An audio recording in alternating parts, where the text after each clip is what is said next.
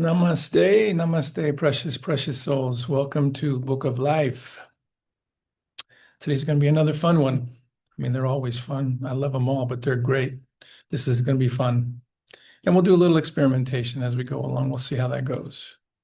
So tonight we're going to be fifth degree lesson 5, threshold of the unknown. So before we begin, just go ahead and be in a nice receptive pose. Place the tip of the tongue on the palate. And just be nice and relaxed. We'll do a little invocation to all those that we invoke to our higher souls, our celestial guides, our angel guides, to all of our spiritual elders and spiritual teachers, to the Astarian hierarchy, to Holy Master Choa, to Buddha Padmasambhava, to Earlyne, Robert, to Burton, Bigelow, to Master Astara, Lord Kuthumi, Lord Rama, Lord Zosar, to the Astarian hierarchy, the Lord Yehoshua Bar Miriam, the Lord Christ, Holy Mother Mary, Lord Kuan Yin Buddha, Lord Gautama Buddha, to all the great ones, Sanat Kumara, the Solar Logos, Universal Logos. We humbly invoke for your great, great blessings. May we be a channel through which thy holy ones approach the world. May we be a center for the radiation of thy power. Teach us to travel light, that we may better gain the heights. Break the bonds that bind. Teach us to give ourselves entirely to thy service, to attune ourselves to thy will. Teach us to lay down the small personal life for the greater cosmic life, and to love with the love of God, with thanks and in full faith. So be it. All right. We release all unauthorized connections. Cut, cut, cut, cut, cut, cut.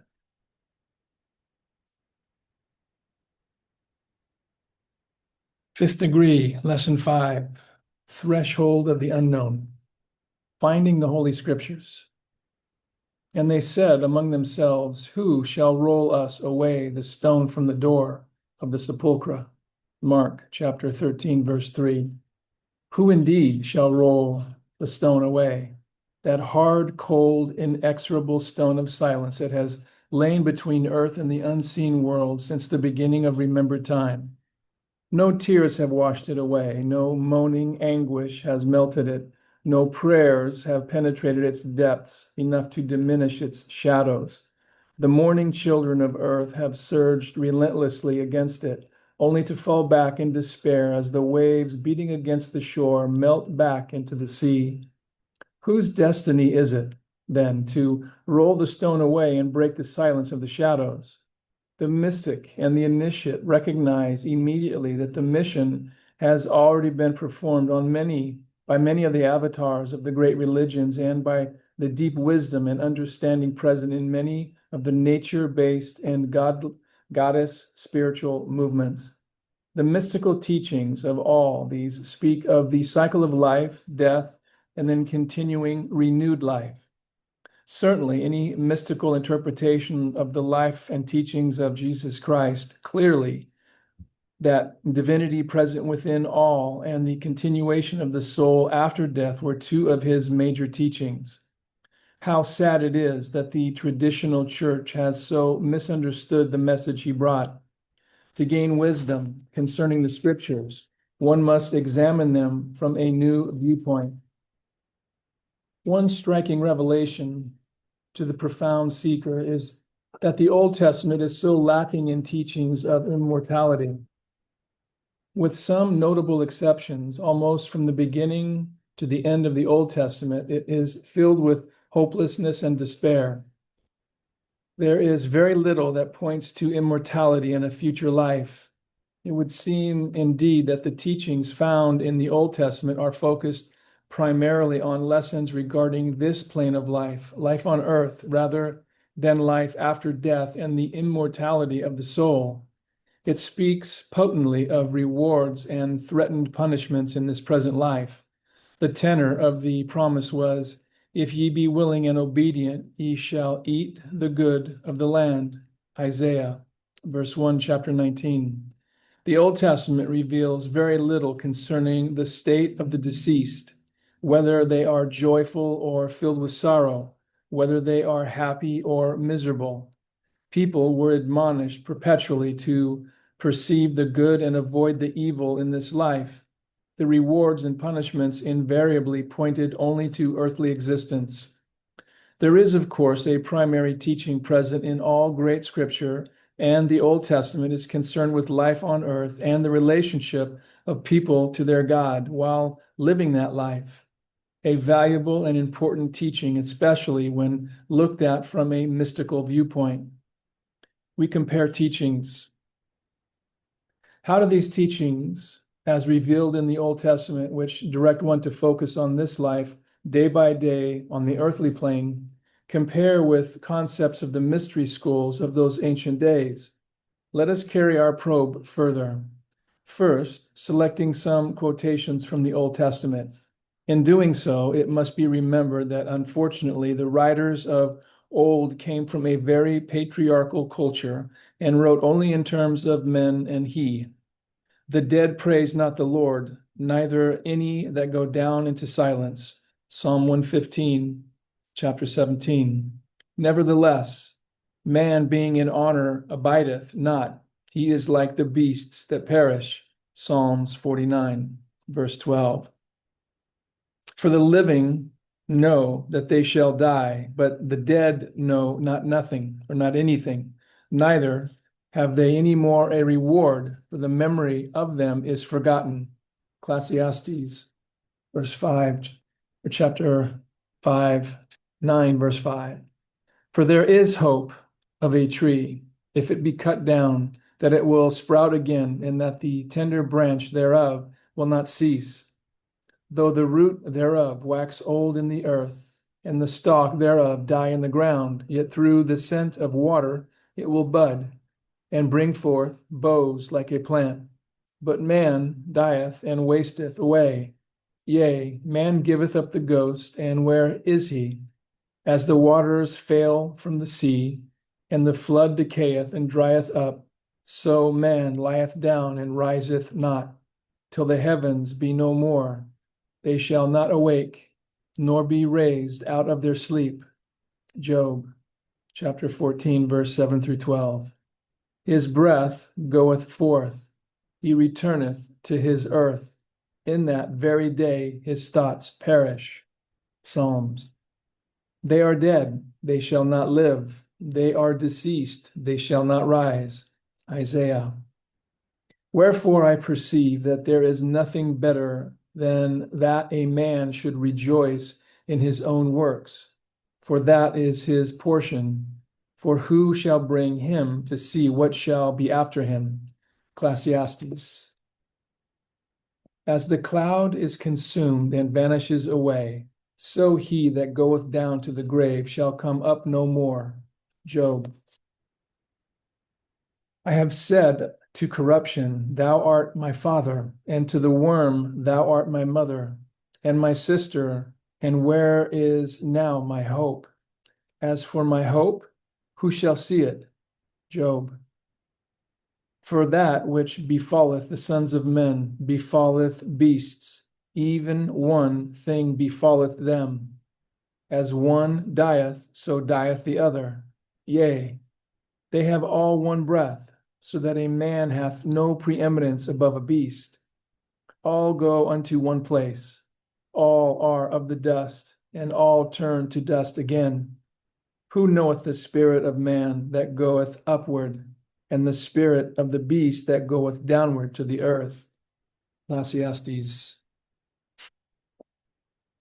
Let us compare these darksome, foreboding sentences of doom with the teachings of a sublime immortality as understood by the Romans and the Greeks. Plato. When therefore death approaches a man, the mortal part of him, as it appears, dies, but the immortal part departs, safe and uncorrupted, having withdrawn itself from death. Plutarch. As they who run a race are not crowned till they have conquered, so good men believe that the reward of virtue is not given till after death. Not by lamentations and mournful chants ought we to celebrate the funerals of the good, but by hymns. For in ceasing to be numbered with mortals, they enter upon the heritage of the divine life, diviner life. Heraclitus, if my body be overpressed, it must descend to the destined place. Nevertheless, my soul shall not descend, but being a thing immortal, it shall fly up to high heaven. Socrates, the soul is most certainly immortal and imperishable, and our souls really exist in the world of spirits. Those who shall have sufficiently purified themselves by philosophy shall live hereafter in more beautiful mansions. For the sake of these things, we shall use every endeavor to acquire virtue and wisdom in this life. For the reward is noble and the hope is great. A man ought then to have confidence about his soul if during this life he has made it beautiful with temperance, justice, fortitude, freedom, and truth.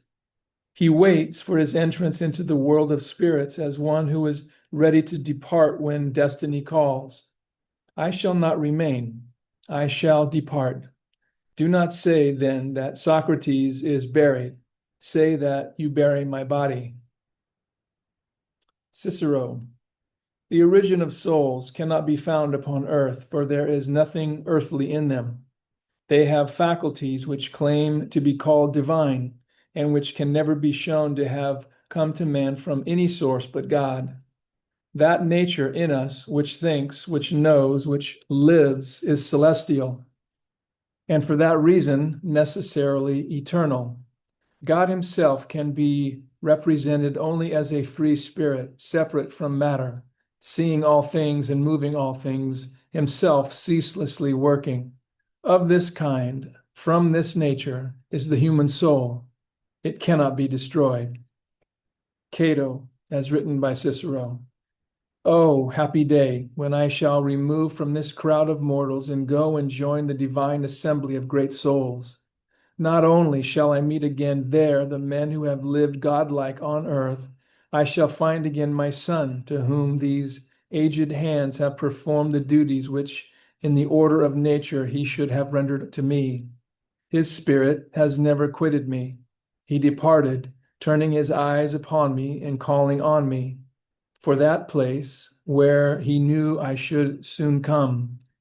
If I have borne his loss with courage, it is not that my heart was unfeeling, but I consoled myself with the thought that our separation would not be long.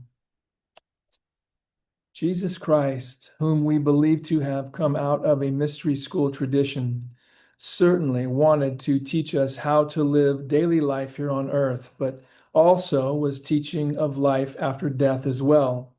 Every moment of the life of many of the great avatars breathed to this eminent mission.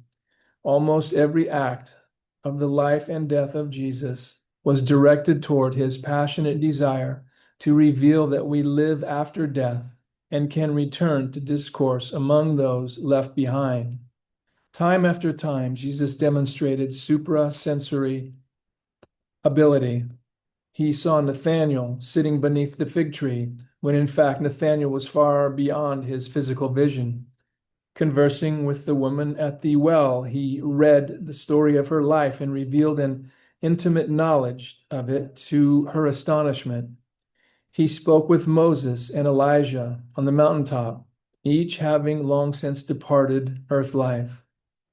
Aflame with divine truth, Jesus filled every day of his life with spiritual wonders, and the inner light of all his teachings was to point humankind to an understanding of our own potential, our own eternal progression into a greater life and light.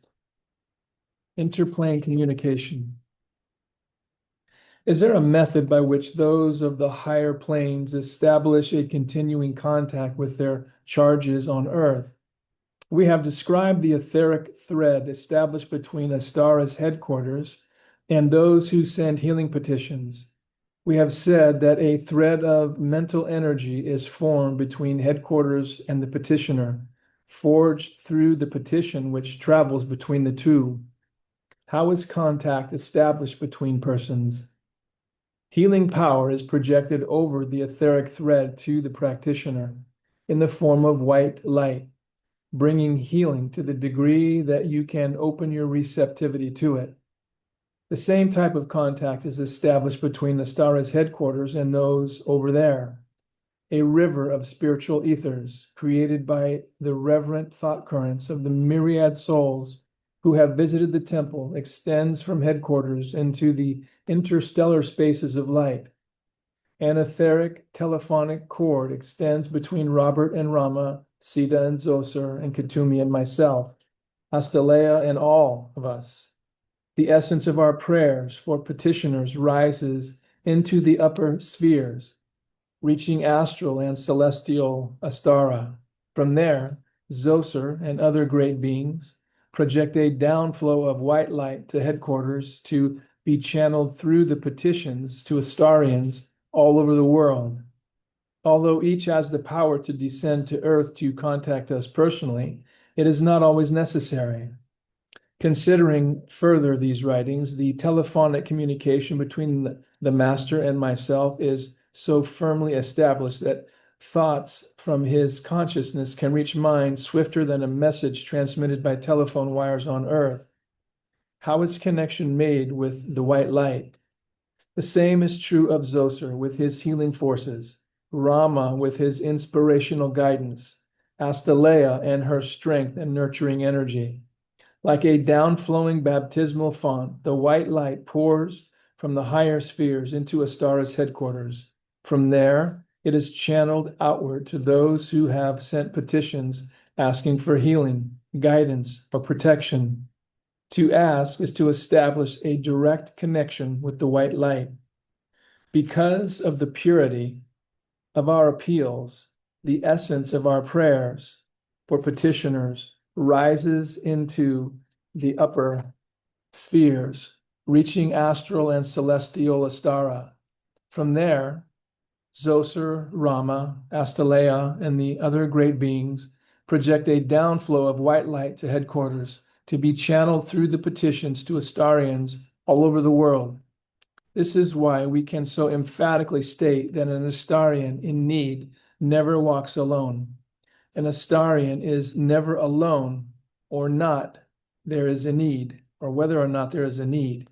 That is, no Astarian is ever without his or her individualized source of light and ever-present assistance.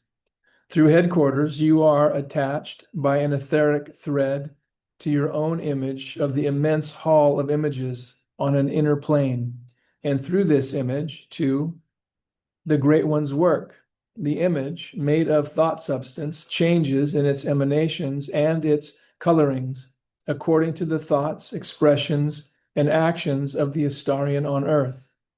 Thus, the thought image of the unseen plane radiates light according to that which is created by the personality on Earth. The thought image itself gradually ascends into other halls of images on higher and higher planes as the individual weaves the forces of light into its own aura. The telephonic connection between myself and the teacher Kuthumi, who inspires the writings of these lessons, was established many years ago and has developed as I have constantly rededicated myself to the purpose of Astara's Book of Life. Indeed, the line of communication is so fused with light as to often flood my brain with teachings far beyond my ability to comprehend. It is then that I feel some measure of despair in writing the teachings so that we of earth can understand. And I fear the great ones on high are frequently limited by my own poor vocabulary. I strive to describe things as they are told to me, to paint the word pictures that are presented to me. Yet I find my own descriptions restricted by earth's words. If I myself despair of describing the true glories to you, how much greater must be their own futility in describing their glories to me?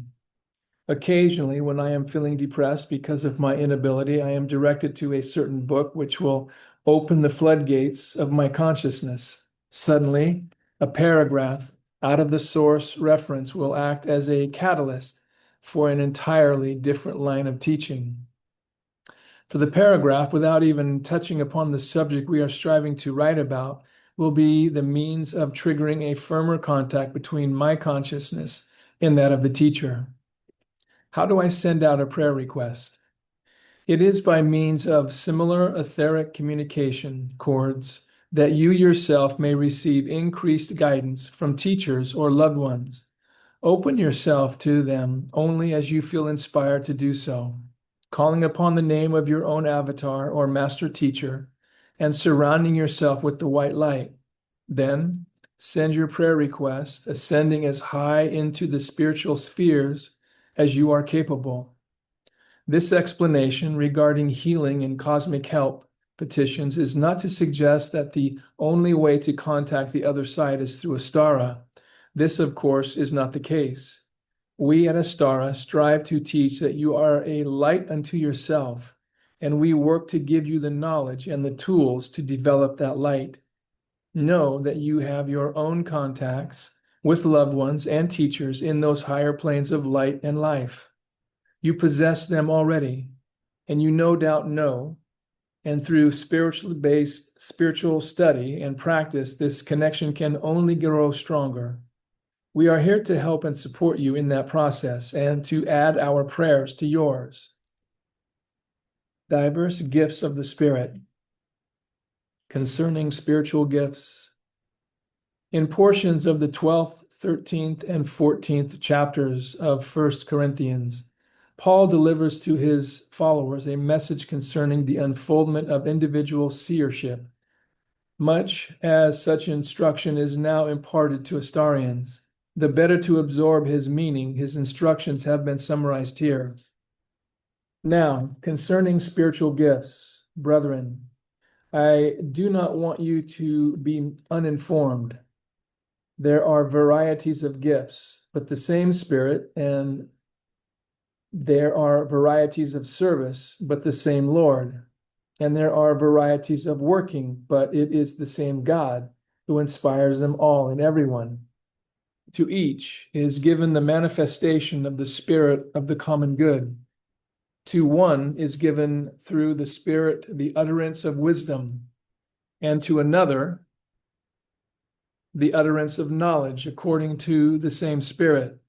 To another faith by the same Spirit, to another gifts of healing, to another the working of miracles, to another prophecy, to another the ability to distinguish between the spirits, to another various kinds of tongues, to another the interpretation of tongues.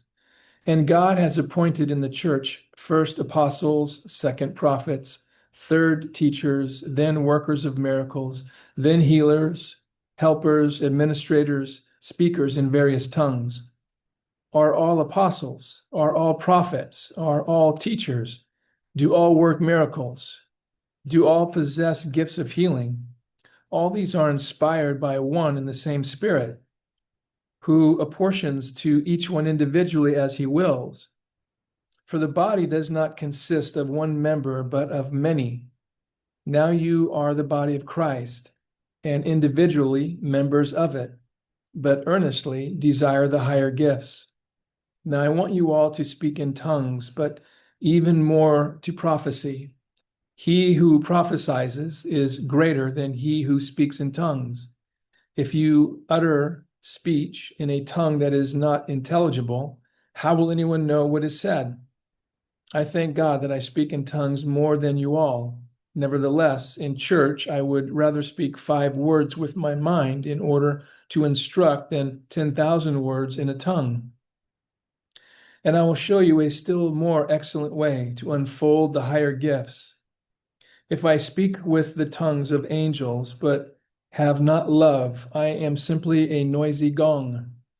If I possess prophetic powers and understand all mysteries, but have not love, I am nothing. Love never ends. As for prophecy, it will pass away. As for tongues, they will cease. As for knowledge, it will pass away. For our knowledge is imperfect and our prophecy is imperfect. But when the perfect comes, the imperfect will pass away. Make love your aim and earnestly desire the spiritual gifts, especially that you may prophesy. Paul's instructions are relevant in this Aquarian age, beloved Astarians. These teachings will outline various types of seership for you, but the admonition still holds. Make union with your own divine high self your supreme aim. For this will bring you union with God. It seems wise that you should be familiar with various phases of seership, the better for you to understand what may be happening in your own inner world of unfoldment. Why research into methods of unfoldment? As you spend time in any spiritual practice, such as Lama Yoga and the various steps of the Penetralia which lie ahead for the initiate, it is important to be aware that such unfoldment takes different avenues of expression. To be ignorant of such possibilities leaves one exposed to misunderstandings and confusion. To be learned concerning them helps one to skirt pitfalls and aim for the heights. Phases of seership. The Astarian, who has practiced Lama Yoga or even simple meditation, may have begun to experience some phases of psychic unfoldment. Or, in your searchings in esoteric philosophy, you may have become confused at the prolific meanderings which numerous psychic manifestations assume. They should be clarified and, if possible, classified. Although I shall not pause to approach a broad spectrum of psychic phenomena, still a generalization may serve a worthy purpose. It seems possible to arrange the various media under two classifications. One, the outward approach, the influence of an unseen entity upon the physical body, but not the mind of a psychic seer. Two, the inward approach, the influence of unseen entities upon the nervous system and the mind of the seer. The outward approach, some physical signs of psychic force. Under this heading are those who feel the power of the spirit causing reactions of the physical form, the Shakers, the French prophets, the Quakers, the Holy Rollers. These religious movements came into being through those who experienced powerful contacts with spirit forces. But our particular interest is how such psychic development relates to you. It is not uncommon to feel one's head moved, turned from side to side, or shaken temporarily. Facial muscles may contort, arms may be lifted by an unseen power, the tongue may be controlled and caused to say things completely foreign to one's intentions, the limbs may twitch, the hand may be compelled to write. It is this same type of psychic force moving through the physical electrical force that lifts the tips a table, moves the planchette, makes rapping sounds on the furniture or walls. Physical body reactions of this kind do not usually serve a constructive purpose, nor do they indicate any particular achievement. They should not occur over an extended period of time. They frequently indicate an exaggerated desire for psychic manifestations. Should these reactions begin to occur, do not become alarmed. Certainly do not attribute them always to evil forces. Recognize them to be the beginning efforts of guardian spirits to manipulate psychic forces upon an as yet untrained seer. Many of these happenings, unless understood, tend to confuse the beginner and the investigator. Rules for beginning psychics. The beginning psychic should remain under wraps. Such a one is not developed enough to present a pleasing or reliable witness for spirit communication. Contortions and gesticulations are both unattractive and, especially to the uninformed, amusing. However, these phases can and occasionally do lead to amazing disclosures. Tipping scales and Ouija board practices, very carefully conducted, have sometimes been the beginning of something wondrous, especially automatic writing. Grimaces, tongue control, jerking hands may mean the approach of a powerful overshadowing, designed to assist the receiver to paint, write, dance, or otherwise enhance some talent through spirit, empathy, or power. Although such beginners should certainly not become public exhibitionists, efforts in private should be continued toward higher stages of seership. And remember, these things are unlikely to happen to you, and if they do, do not be afraid or confused by them. They are simply the beginning of a larger spiritual process. The inward approach. One of the first manifestations of an inner unfoldment, something that involves only you and your own sensations and is not necessarily witnessed by others, is a pulsating sensation felt as a beat or a throb on the shoulder, the face, the head, the knee. It cannot be likened to the pulse or heart throb, nor any other commonly experienced sensation. It is experienced like a weak electrical shock. It sometimes conveys intelligent responses. It sweeps sometimes like vibrating or pulsating breath up the spine to end as a tingle in the brain, frequently followed by a powerful thought impression. Other manifestations may appear as a tight band around the head during meditation, tiny flashing lights seen even with closed eyes. Vivid images of past scenes may arise. Dream pictures when one is in a half sleep. Visions of heavenly vistas may unfold. Brief phases of music may be heard. One or both ears may feel as if being probed by or with electrical rods. One may be strongly impressed to write. Empathy may become apparent, making one supersensitive to the emotions of others to the point that it can become uncomfortable unless controlled. In my early life, my empathetic responses were so powerful as to be even embarrassing. Many times I have quickly departed a funeral because even though I did not even know the deceased and had attended because of friendship ties with the bereaved, deep waves of grief would engulf me. This has occurred even when the bereaved family remained calm. When this happened, I knew that the spirit of the deceased had drawn near me, and I was experiencing his or her own despair at being parted from those loved ones. Why is empathy an imperative? Empathy is a normal, wonderful emotion, and as a properly developed, focused, and employed psychic talent, can be one of the greatest assistants to persons in counseling and healing professions. For example, ministers, physicians, nurses, psychiatrists, psychologists, personal counselors, and so on.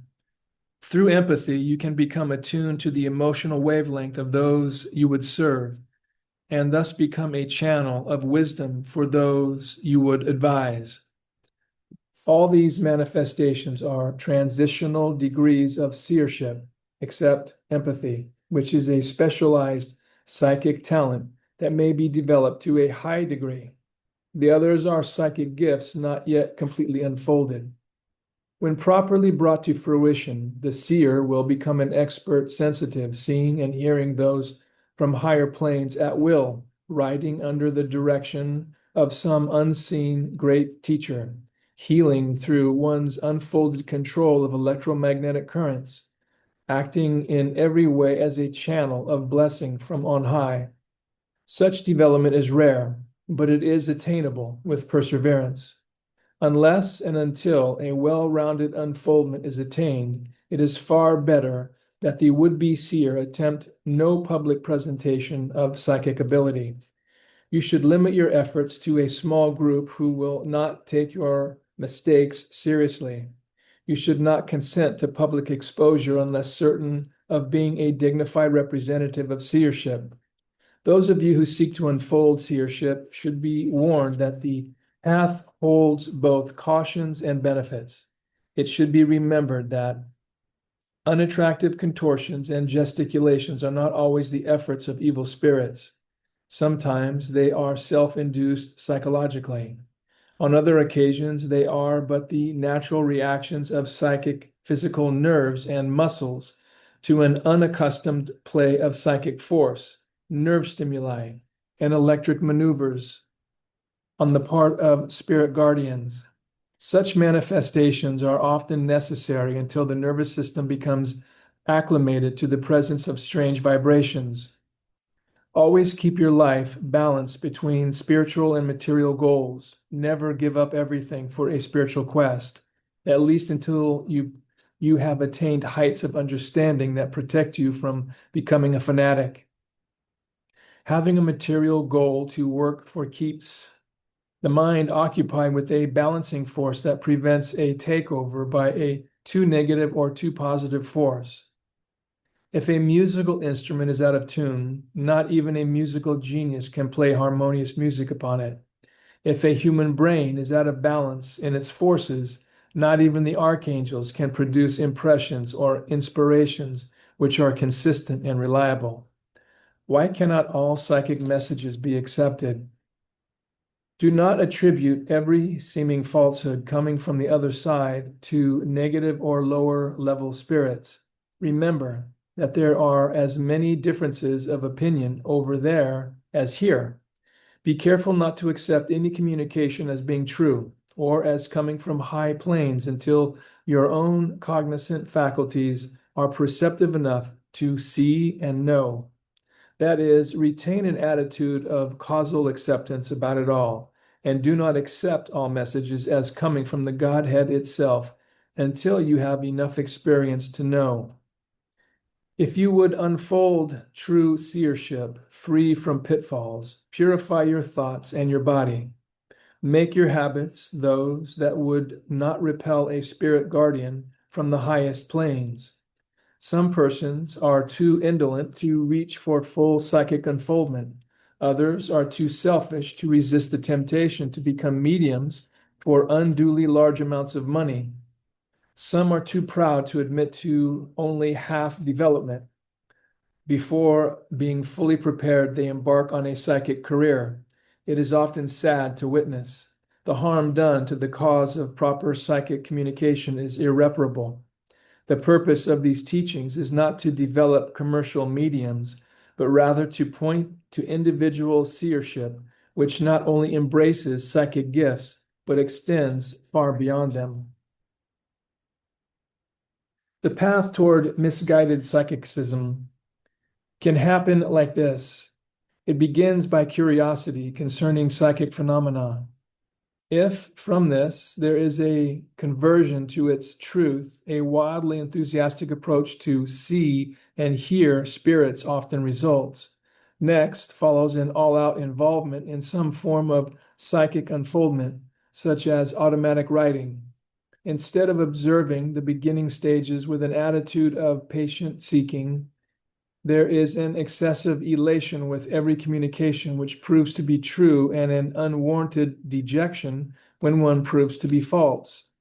The false begins to predominate, coupled with extravagant promises made by some self-styled high master who persuades the automatic writer that he or she is one chosen to carry out the greatest spiritual mission in centuries.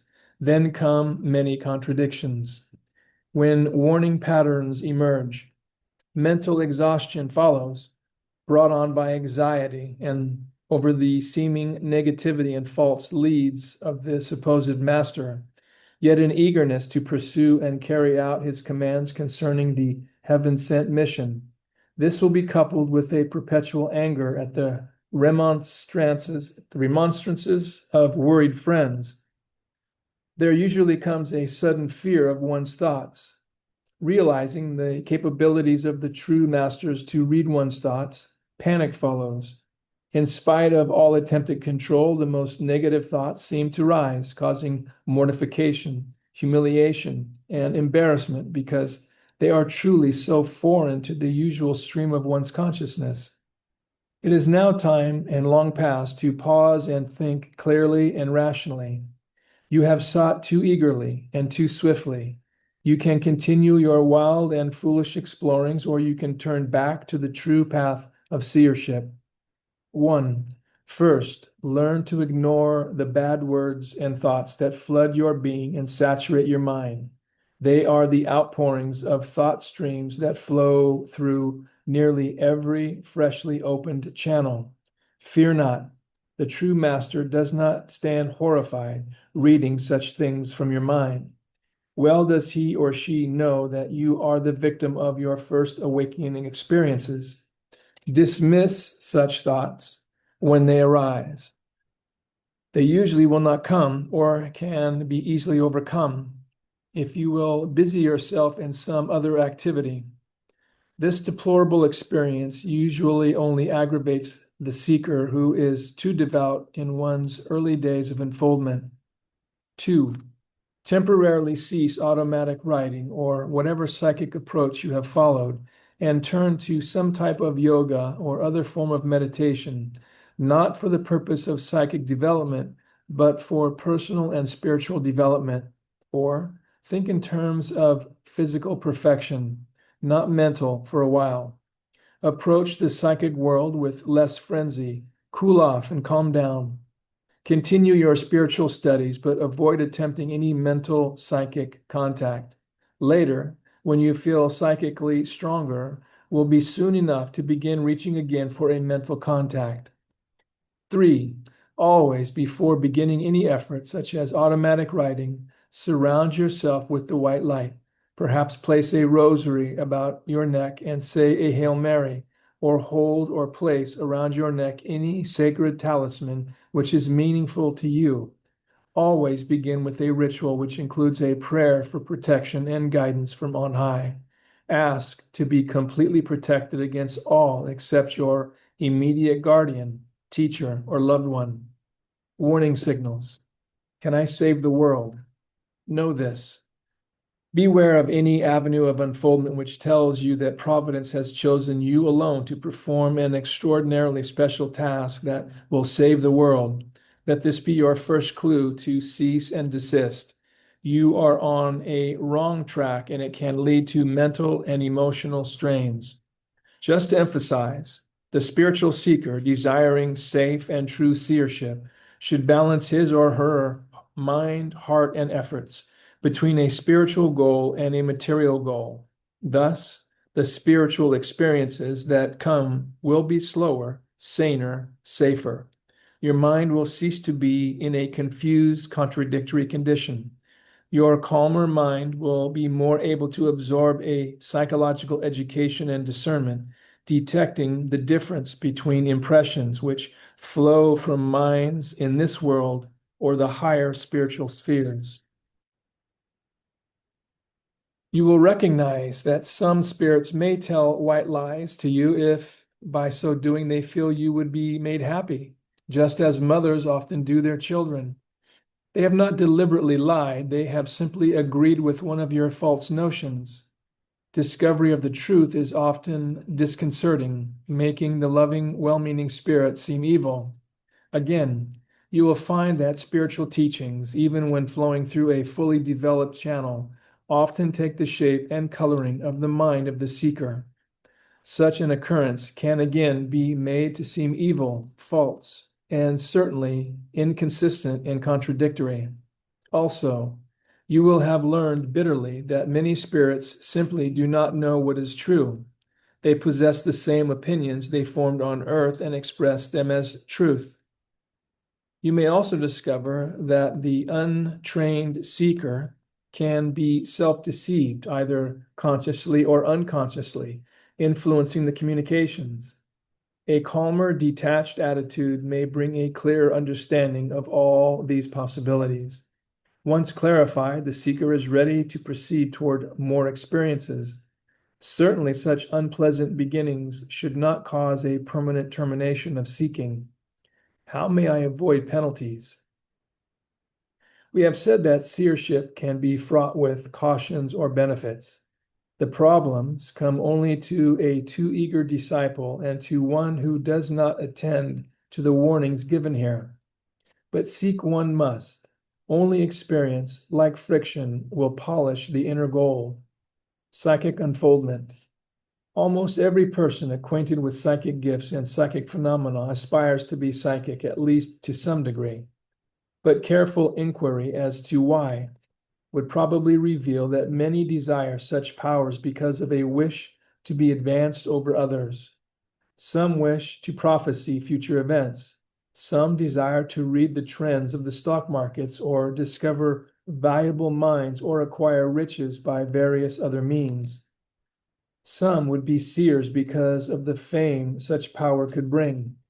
But Astarians should seek such gifts for these reasons only. 1. To attain wisdom from contact with superior spiritual beings. 2. To offer proof of afterlife to those who grieve. 3. To teach others of great spiritual laws and processes. Such purposes would point to only one achievement: to improve the earthly condition of humankind as a whole. Every Astarian who wishes to unfold psychic powers should face these questions honestly. 1. Are you quite sure you will not be tempted to use your foreknowledge to the hurt of others, in that they may use you to avoid making their own decisions and learn lessons they need to face? 2. Are you quite positive you can bear the burden of reading the future? Consider honestly your answers. A true psychic is often called upon to lay one's life on the altar of personal service, giving oneself over to be used as an instrument for the betterment of the human race. True, one need not always become a servant nor make such a sacrifice, but one should respect one's abilities enough to always walk the line of unquestionable conduct. What are a reader's responsibilities? You must certainly be aware that your readings and prophecies could often affect someone's karma, and you should take care that your guidance never encourages action that might hurt others. To do so only involves the psychic, you, in the karmic web. To be a true psychic requires almost an extraordinary degree of self-control. It requires an old soul to shoulder the responsibilities true psychic powers thrust upon one, the responsibility of remaining insensitive to the pullings of those who would drain the very life force away, seeking sunken treasures, lost rings, hidden uranium deposits, and so on. Psychics who become professional mediums, and this is an honorable profession, should always remember their power should be employed in receiving teachings of cosmic truth to share with the entire human family, offering proof of the soul's immortality, the better to assuage grief or to guide people toward preparation for heaven. An Astarian's purpose in unfolding psychic gifts is always to become an instrument through which knowledge of one plane of life is transmitted to another. If you seek to make a career of such unfolded gifts, you must hold yourself ready to withstand the temptation to hold power over the lives of others through overzealous guidance. Psychic unfoldment should never be lightly undertaken like a game or hobby that can be dropped or discarded. True psychic powers require dedication, practice, and reverent absorption. Few souls can remain so dedicated. Few, therefore, are truly called to the practice of true psychicism. Their karmic pattern requires a wider distribution of responsibilities. Some can truly begin to seek a balance of our physical, mental, and spiritual faculties, and surely among Astarians will be found those who have a sincere desire to dedicate their lives to the enlightenment and edification of the human family. Knowledge is the key to happiness. You've heard it said that ignorance is bliss. This type of thinking keeps one not only ignorant, but very far from a state of bliss, especially as far as spiritual knowledge is concerned. Spiritual knowledge and application in daily life is the surest way to happiness, and not a mere superficial happiness, but a real inner peace and at one-ment with yourself and the life around you. The next two lessons in Astara's Book of Life series will take you many more steps down that road, which leads to spiritual knowledge and inner fulfillment. These lessons delve into the invisible worlds which surround you, discussing the benefits and pointing out pitfalls, connected with contacting these realms. You will read of spiritual and scientific realities connected with life on Earth, as well as life in other dimensions. So that ends this reading.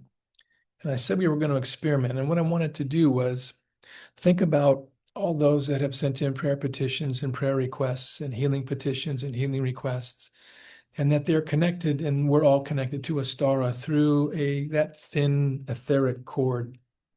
Well, imagine if these cords could become one with these higher beings, that all of us could become one cord of basically a pathway into these prayers, these aspirations. And so in that, just go ahead and be in a nice receptive pose. Go ahead and close your eyes. And again, we will surround ourselves with the pure white light. We are surrounded by the pure white light. We are one with the pure white light. There is only the pure white light. And all incarnated souls are within that pure white light.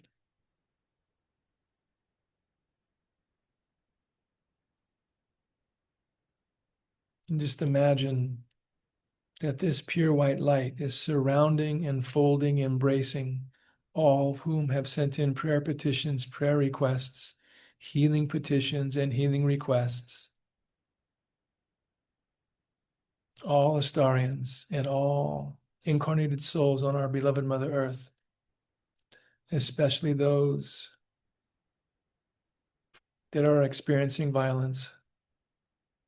We ask that the Astarian hierarchy and all those that we invoke to, from the causal logos down through all the universal and galactic logoi, through the universal logos, through the solar logos, the planetary logos, through all those that we invoke to, may the seeds of war be dismantled, disintegrated, resolved, externalized, released, and sent to eternity, never to return again.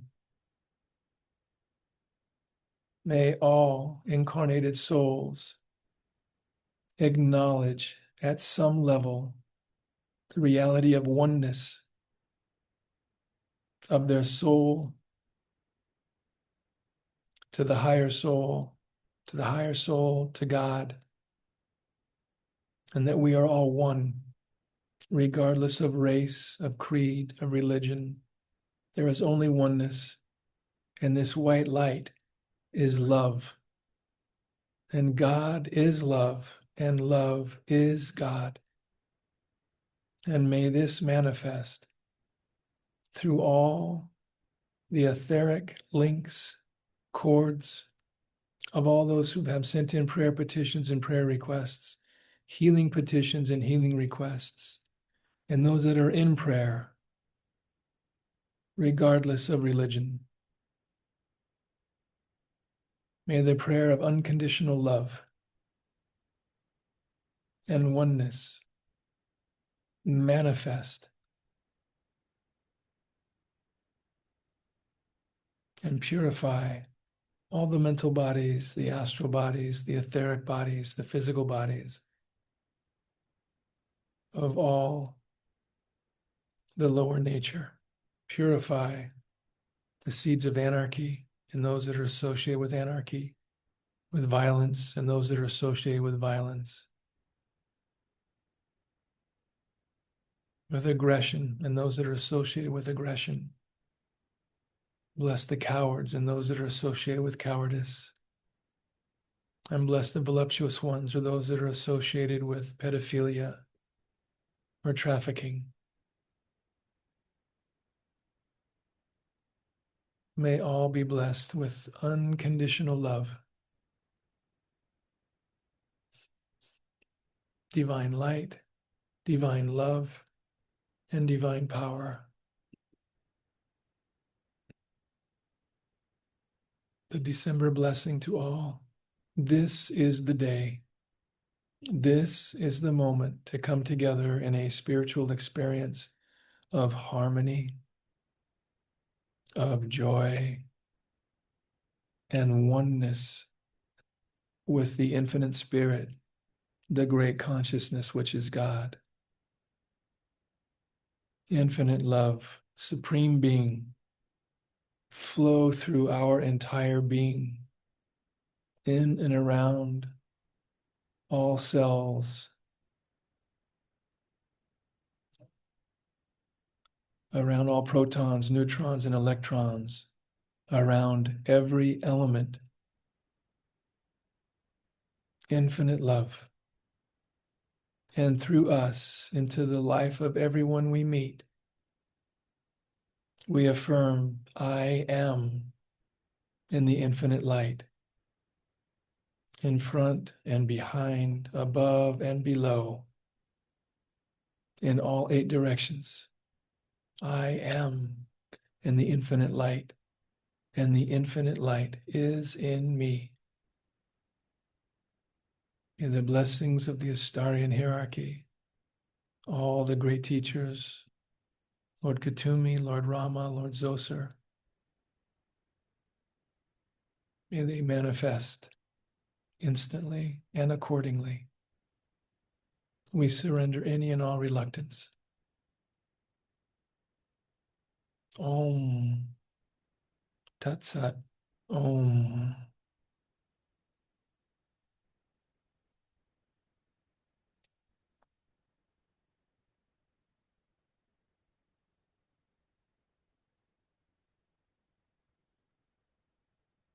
Namaste, precious, precious souls. Thank you so much for joining us for this book of life and for being a part of the healing of all of humanity, of ourselves and humanity, one step at a time.